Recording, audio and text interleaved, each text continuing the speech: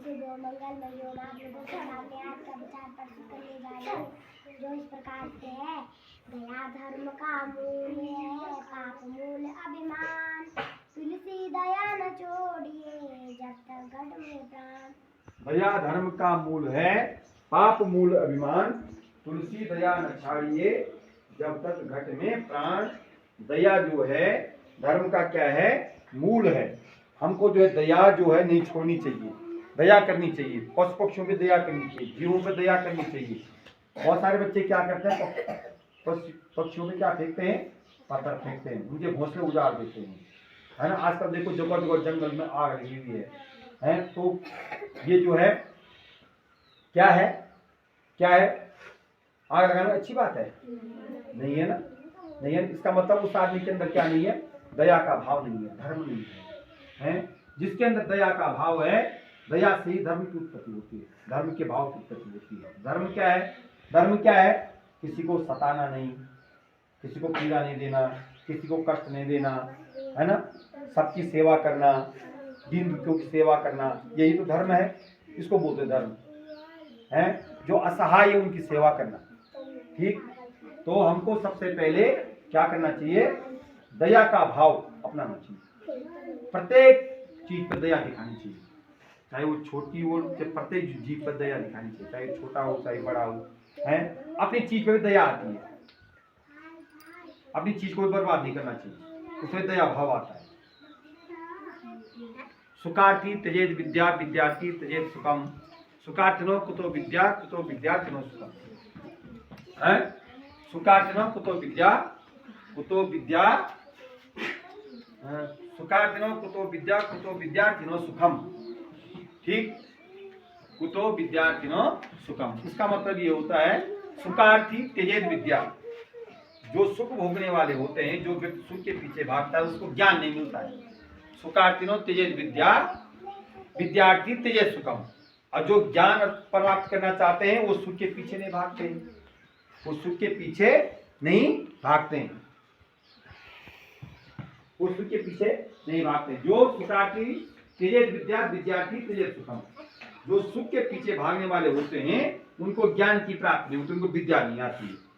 और जो विद्या के पीछे भागते हैं उनको जो है सुख की कामना नहीं करनी चाहिए, पहले ज्ञान प्राप्त करो, उसके बाद सुख अपने आप मिलेगा। सुखार्थिनो कुतो विद्या, कुतो विद्यार्थिनो सुखम, ठीक है।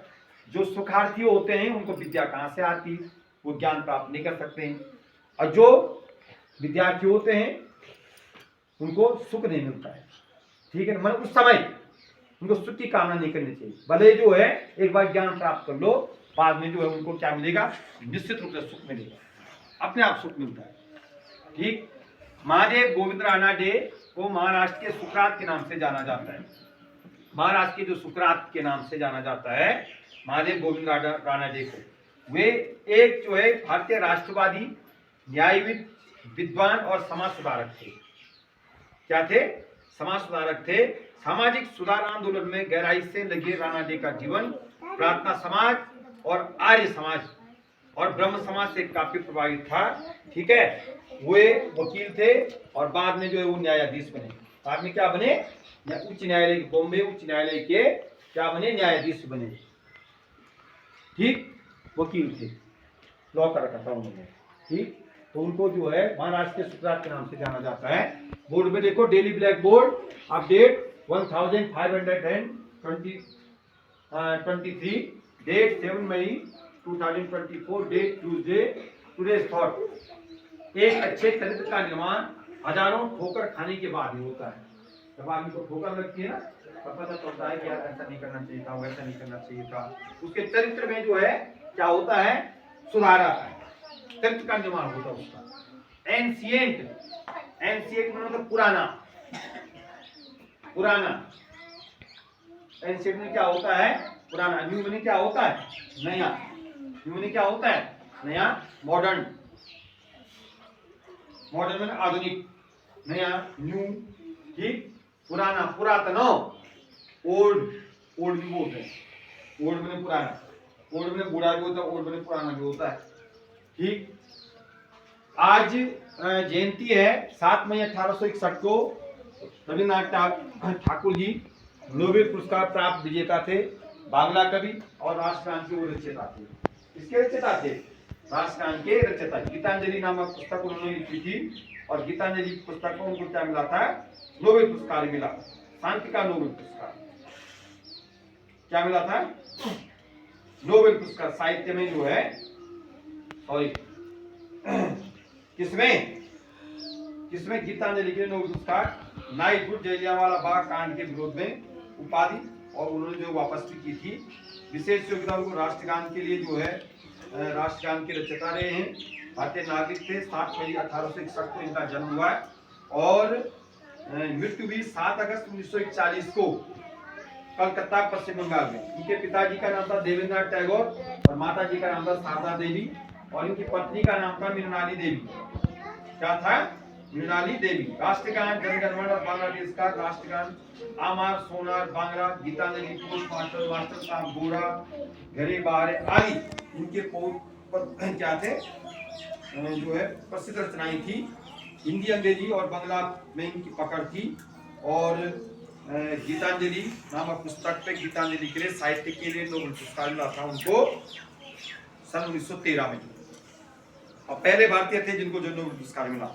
1901 में टैगोर ने पश्चिम बंगाल के ग्रामीण क्षेत्र में स्थित शांति निकेतन में प्रौद्योगिकी प्रायोगिक विश्वविद्यालय की स्थापना की, प्रायोगिक, जहां उन्होंने भारत और पश्चिमी परंपराओं के सर्वश्रेष्ठ को मिलाने का प्रयास किया।